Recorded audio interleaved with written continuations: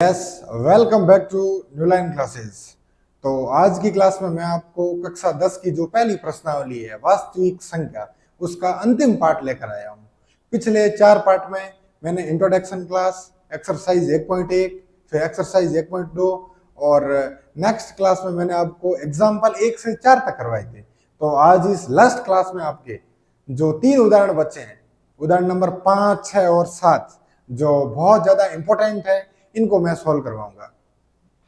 तो आपके सामने 5 उदाहरण है कि √3 एक अपरिमेय संख्या, इसको सिद्ध करना है ना। ये प्रश्न तो आपके एग्जाम, बोर्ड एग्जाम में 100% आता है। चाहे √3 की जगह हो सकता है कि √2 आ जाए, √5 आ जाए, वो हो सकता है, लेकिन ये फिक्स है 1% आना। 3 या 4 अंक का 1% तय है।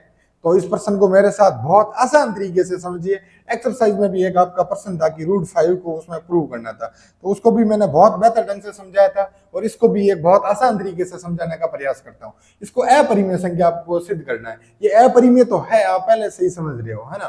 परिमेय और अपरिमेय के बारे में मैंने बहुत अच्छा अंदर इंट्रोडक्शन क्लास में बताया था। अगर उस क्लास को नहीं देखा है तो पहले उस क्लास को भी जरूर देखें। तो इसको सिद्ध करना है। तो सिद्ध करने के लिए अपन क्या करते हैं कि पहले इसको परिमेय संख्या मान लेते हैं। √3 अपरिमेय है, लेकिन पहले अपन इसको क्या करते हैं, परिमेय संख्या मान लेते हैं। फिर इसको परिमेय संख्या की कंडीशन के हिसाब से सॉल्व करते हैं। अगर उस हिसाब से सोल्व हो जाता है, ठीक बात है। अगर सोल्व नहीं होता है, विरोधाभास होता है, ऑपोजिट कंडीशन आ जाती है, तो फिर परिमेय नहीं होकर क्या हो जाएगा, अपरिमेय हो जाएगा। तो पहले इसको मैं परिमेय संख्या मान लेता हूं। माना कि √3 कैसी संख्या है, एक परिमेय संख्या, एक परिमेय संख्या है। अच्छा, ये परिमेय संख्या है, तो परिमेय संख्या की परिभाषा तो आपको याद है कि परिमेय संख्या को आप P/Q के रूप में लिख सकते हो, जहां Q बराबर क्या है, 0 नहीं है। तो वैसे ही मैं √3 को भी P/Q या फिर A/B, भले कुछ भी लिखो, तो मैं A/B के रूप में लिख लेता हूं। और A और B क्या है, तो यहाँ पर A और B आपकी सहअभाज्य संख्या है। आप कहोगे सर ये सहअभाज्य क्या है, तो मैंने इंट्रोडक्शन क्लास में बहुत अच्छे से समझाया इसको। तो सहअभाज्य संख्याएं वो संख्या होती हैं जिनका कोई भी उभयनिष्ठ गुणनखंड नहीं हो। आप कहोगे उभयनिष्ठ गुणनखंड कैसे, तो यहां पर जैसे A और B है, हो सकता है कि A में किसी का भी भाग जाए, B में भी किसी का भी भाग जा सकता है, लेकिन कोई भी ऐसी समान संख्या नहीं होगी जिसका भाग A में भी जाए और B में भी जाए। समझ रहे हो कि नहीं समझ रहे हो सकता है कि A में 3 का भाग जाए, 6 का जाए, 7 का जाए, 9 का जाए, किसी का भी जा सकता है। इसमें भी जा सकता है 8, 5, 15, किसी का भी। लेकिन इन दोनों में समान संख्या का भाग नहीं जाएगा। आपको इसमें कोई समान संख्या दिख रही है क्या? ये तो मैंने ऐसे मेरे मन से लिया है, लेकिन कोई भी समान संख्या का भाग नहीं जाएगा। तो ऐसी संख्याएं आपकी सहअभाज्य संख्या होती है। कौन सी संख्या होती है? सहअभाज्य संख्या।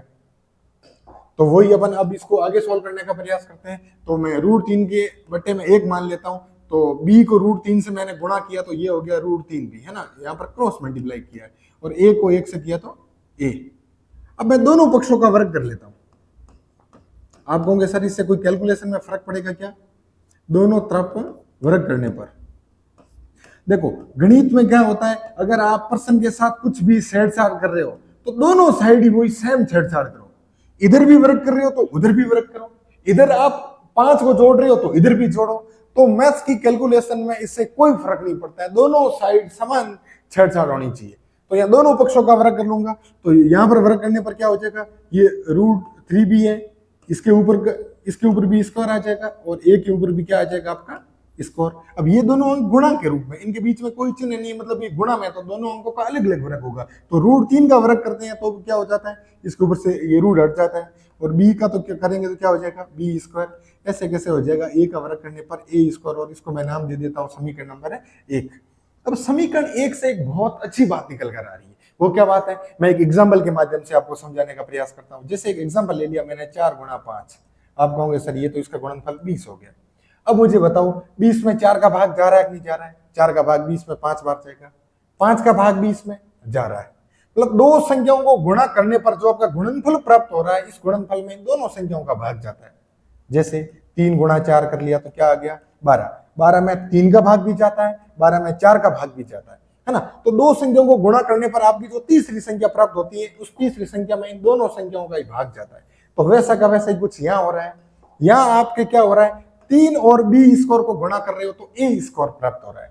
इसका मतलब ए स्क्वायर में 3 का भाग भी जाएगा और इस बी स्क्वायर का भी भाग जाएगा। हमें बी स्क्वायर की जरूरत नहीं है, हमें सिर्फ 3 की जरूरत है। तो यहां से क्या निकल कर आ रहा है, तो यहां से ये निकल कर आ रहा है कि ए स्क्वायर है वो 3 से भाजित होगा या फिर 3 से विभाजित होगा, मतलब ए स्क्वायर में 3 का भाग जाएगा। अब ए स्क्वायर में 3 का भाग जा रहा है तो क्या ए में नहीं जाएगा? बिल्कुल जाएगा ए में। ए में क्यों नहीं जाएगा? इसलिए ए भी 3 से विभाजित होगा, ए भी 3 से विभाजित होगा। अगर ए स्क्वायर में जा रहा है तो ए में जाना तो स्वाभाविक सी बात है ना।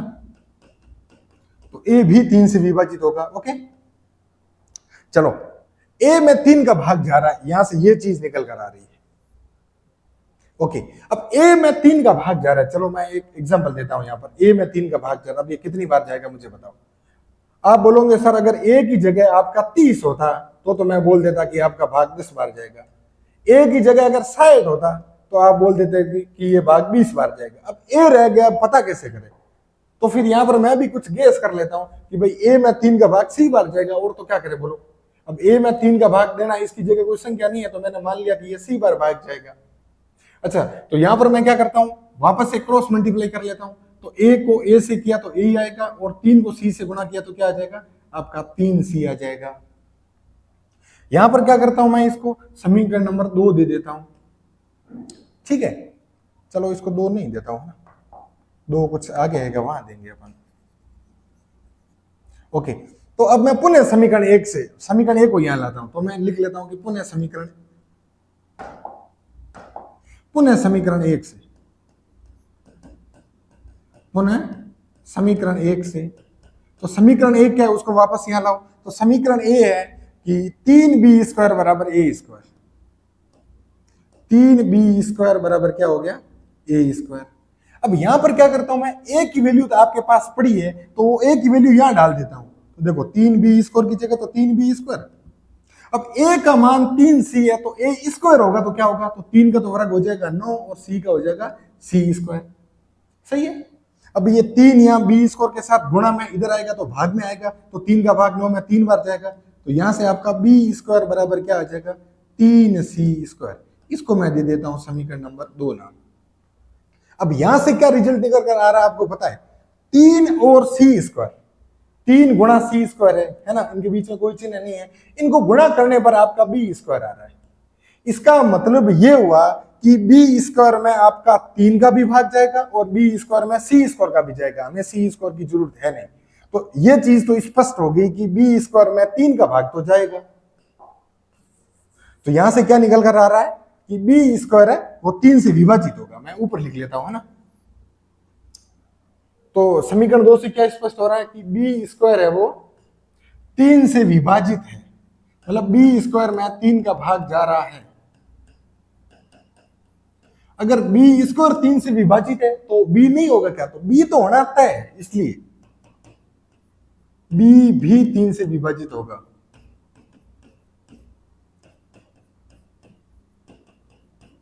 बी भी 3 से विभाजित होगा। देखो शुरू में मैंने क्या बताया आपको, ए और बी सहअभाज्य संख्या, ऐसी संख्याएं सहअभाज्य संख्या होती हैं जिनका कोई भी उभयनिष्ठ गुणनखंड नहीं होता है, जिनमें कोई भी समान संख्या का भाग नहीं जाता है। समीकरण 1 से क्या स्पष्ट था कि ए 3 से विभाजित है। समीकरण 2 से क्या स्पष्ट हुआ है कि बी भी 3 से विभाजित है। ए में भी 3 का भाग जा रहा है और बी में भी 3 का भाग जा रहा है। इसका मतलब 3 का भाग ए और बी दोनों में जा रहा है, तो समान संख्या का भाग तो नहीं जाना चाहिए, जबकि यहां तो जा रहा है। इसका मतलब ये विरोधाभास की स्थिति है। ये किसकी स्थिति है, विरोधाभास की स्थिति है। और ये विरोधाभास क्यों हो रहा है, आपकी इस गलत अवधारणा के कारण है। आपने इसको यहां परिमेय मान लिया जबकि ये परिमेय नहीं है, तो ये विरोधाभास की स्थिति। तो नीचे आपको स्टेटमेंट डालना पड़ेगा, अतः ये विरोधाभास की स्थिति है। कैसी स्थिति है, विरोधाभास की, अतः ये विरोधाभास की स्थिति है।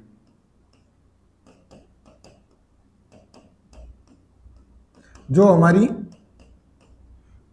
पूर्व में गलत अवधारणा के कारण है, जो हमने पूर्व में एक अवधारणा मानी थी, गलत अवधारणा के कारण है।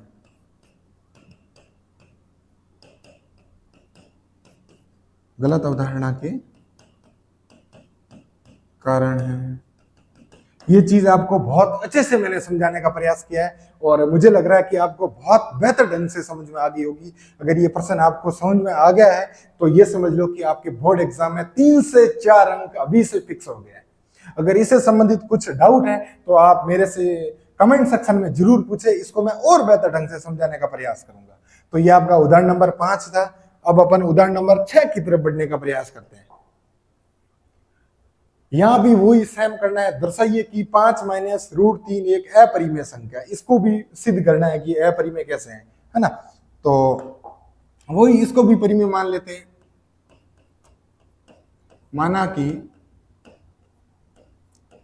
5 माइनस रूट 3 एक परिमेय संख्या है, एक परिमेय संख्या है। अच्छा, ये परिमेय है तो आप इसको a बटे बी के रूप में तो जरूर लिख सकते हो।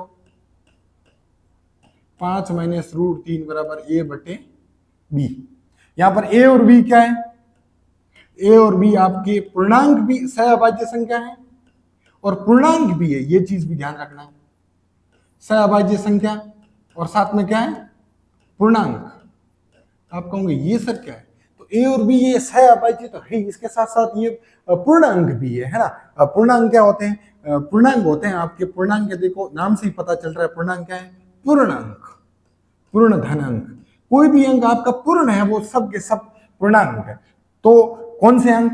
भले जैसे 0, 1, 4, 6, भले ही -3, -7, सारे के सारे अंक माइनस से लेकर प्लस तक, इधर इनफाइनाइट से लेकर उधर इनफाइनाइट तक, है ना। ये सभी के सभी अंक आपके पूर्णांक है। लेकिन इसमें कौन से अंक नहीं होंगे? जैसे 1.4 ये आपका पूर्णांक नहीं है, ये आपका दशमलव वाला अंक है। तो ऐसे अंक पूर्णांक में नहीं होते। तो आपकी जो a और b है ये सहअभाज्य तो है ही, इसके साथ साथ ये पूर्णांक भी है, मतलब पूर्णांक है आपके। ओके, तो अब अपन इसको आगे सॉल्व करते हैं। तो आगे क्या करता हूं, देखो ऐसे कोई भी क्वेश्चन आए तो इनमें आपको क्या करना है? रूट वाले नंबर के अलावा सभी नंबर को उधर भेज दो, है ना। रूट वाले नंबर को एक साइड कर दो, बाकी को एक साइड कर दो, भला इनको इसको उधर भेज दो चलेगा। तो देखो ये 5 उनको इधर ले आया तो ये क्या हो गया? 5 माइनस a बटे बी हो गया, और माइनस का रूट 3 उधर चला गया तो ये प्लस का हो गया ना। इसको भला इधर रखो, इन सबको इधर भेजो, उससे कोई फर्क नहीं पड़ता है। कुल मिला के इसको एक साइड कर देना है। अब यहां पर मैं क्या करता हूं? इसके बटे 1 मान लेता हूं। अब क्रॉस मल्टीप्लाई करता हूं। 5 को b से किया तो 5b, a को 1 से किया तो a, और b को 1 से गुणा किया तो b, बराबर क्या हो गया? √3। अब एक और बहुत इंपॉर्टेंट बात बताने जा रहा हूं आपको। ये a और b क्या है? आपके पूर्णांक है। और यहां पर देखो एक आपकी भिन्न बन रही है अंश बटे हर के रूप में। तो पूर्णांक से बनी हुई भिन्न, पूर्ण अंक से बनी हुई भिन्न हमेशा परिमेय संख्या होती है, रेशनल नंबर होती है। ये स्टेटमेंट दिमाग में छाप दो आज से। पूर्णांक से, पूर्ण अंकों से बनी हुई भिन्न हमेशा परिमेय संख्या होती है। इसका मतलब क्या हुआ? इसका मतलब ये हुआ कि ये जो 5b माइनस a बटे बी है ये आपकी एक परिमेय संख्या हो जाएगी, क्योंकि a कोमा b क्या है? आपके पूर्णांक है। तो ये तो एक पूर्णांक से बनी हुई भिन्न है, इसलिए 5b माइनस a बटे बी एक परिमेय संख्या होगी। कैसी संख्या होगी?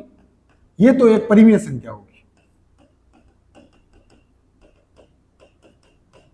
अच्छा, दूसरी चीज, √3 कैसी संख्या है? ये तो आप इंट्रोडक्शन क्लास से जान रहे हो कि √2, √3, √5, √7 ये सभी अपरिमेय संख्या है। ये तो आप पहले से जान रहे हो, क्योंकि √3 एक अपरिमेय संख्या है। कैसी संख्या है? अपरिमेय संख्या है। तो यहां से देखो, चलो इसको मैं समीकरण नंबर 1 दे देता हूं।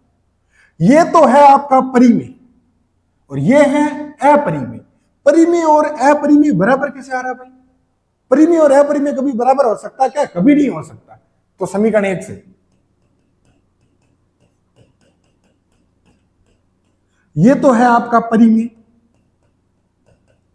इधर वाली संख्या जो √3 है ये है अपरिमेय। ये दोनों यहां पर तो बराबर आ रहे हैं, जबकि बराबर नहीं होने चाहिए। परिमेय और अपरिमेय संख्या कभी बराबर नहीं हो सकती। इसका मतलब ये पुनः विरोधाभास है। भाई ये तो बराबर आ रहा है जबकि बराबर नहीं आना चाहिए। परिमेय और अपरिमेय कभी बराबर नहीं होती है। इसका मतलब ये विरोधाभास है। और विरोधाभास क्यों है? क्योंकि आपने शुरू में ये जो माना है वो गलत माना है। अतः ये विरोधाभास की स्थिति है, वही वापस लिखना है। अतः ये विरोधाभास की स्थिति है, वही जो मैंने पिछले एग्जांपल में स्टेटमेंट डाला था वो सेम लिखना है। अतः ये विरोधाभास की स्थिति है जो हमारी पूर्व में गलत अवधारणा के कारण है। अतः 5 माइनस रूट 3 एक अपरिमेय संख्या होगी।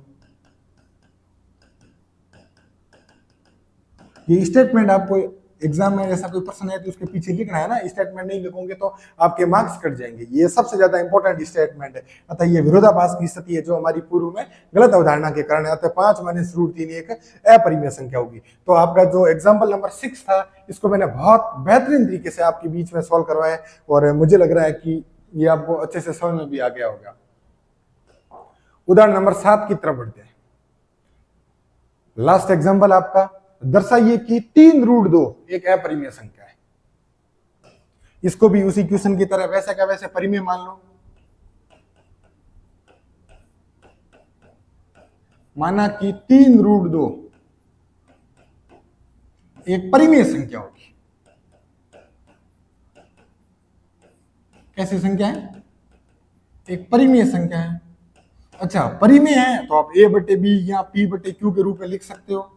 तो बराबर हो गया a बटे बी। a और b क्या है आपके? a और b आपके पूर्णांक भी हैं, ये हमेशा पूर्णांक ही होते हैं ना, और सहअभाज्य संख्या भी है।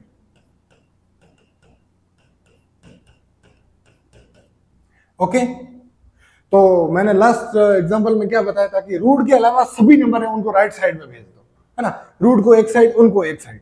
तो यहाँ पर 3 और रूट 2 के बीच में कोई साइन नहीं है, मतलब इनके बीच में गुणा है, कोई चिन्ह नहीं होता, वह हमेशा क्या होता है? गुणा होता है। अच्छा, तो 3 इधर मल्टीप्लाई में तो उधर भाग में आ जाएगा। तो रूट 2 बराबर क्या हो जाएगा? a अपॉन 3b, a बटा 3b हो गया। यहां पर a और b क्या है? पूर्णांक है, और ये पूर्णांक से भिन्न बन रही है अंश बटे आर के रूप में। पूर्णांक से बनी हुई भिन्न हमेशा परिमेय संख्या होती है। तो वही स्टेटमेंट वापस लिखो, क्योंकि a, b क्या है आपके? पूर्णांक है, इसलिए a बटे 3b एक परिमेय संख्या होगी। कैसी संख्या होगी? एक परिमेय संख्या होगी। दूसरा, रूट 2 कैसी संख्या है? रूट 2 तो अपरिमेय है। अपरिमेय का सबसे फेमस एग्जांपल यही है, क्योंकि रूट 2 एक अपरिमेय संख्या।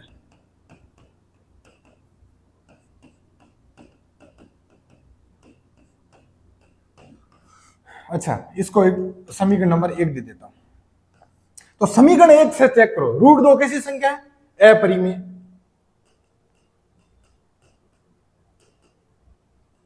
ये कैसी? a बटे 3b, परिमेय। अपरिमेय और परिमेय बराबर आ रही है। अपरिमेय और परिमेय संख्या कभी बराबर नहीं हो सकती, ये कभी बराबर होती ही नहीं है, जबकि यहां बराबर आ रही है। इसका मतलब ये विरोधाभास हो रहा है, ये उल्टा काम हो रहा है। ये बराबर नहीं होनी चाहिए और बराबर आ रहा है, इसका मतलब ये विरोधाभास है जो आपकी इस गलत अवधारणा के कारण है। वही स्टेटमेंट आपको वापस डालना है, यहां पर लिख लेना समीकरण 1 से, है ना। तो लिखो, अतः ये विरोधाभास की स्थिति है। अतः ये विरोधाभास की स्थिति है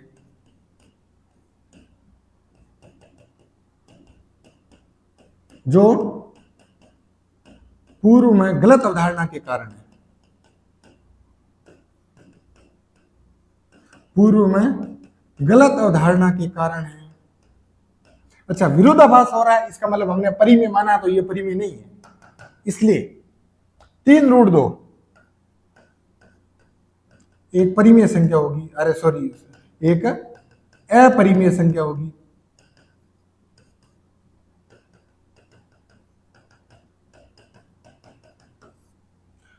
तो इस एग्जाम्पल को भी आपने अच्छे से समझा होगा, ऐसी मैं उम्मीद करता हूँ। और ये इस वास्तविक संख्या जो आपका पहला चैप्टर है, इसकी ये लास्ट क्लास थी जिसमें मैंने आपको कंप्लीट एग्जाम्पल करवा दिए हैं। इससे पहले इंट्रोडक्शन और एक्सरसाइज 1.1 और 1.2 की अगर आपने क्लास नहीं देखी है तो वो क्लास भी आप जरूर देखें और अपने क्लासमेट और दोस्तों के साथ शेयर करें और हमारी क्लास का आनंद लें। थैंक यू वेरी मच, बहुत बहुत धन्यवाद।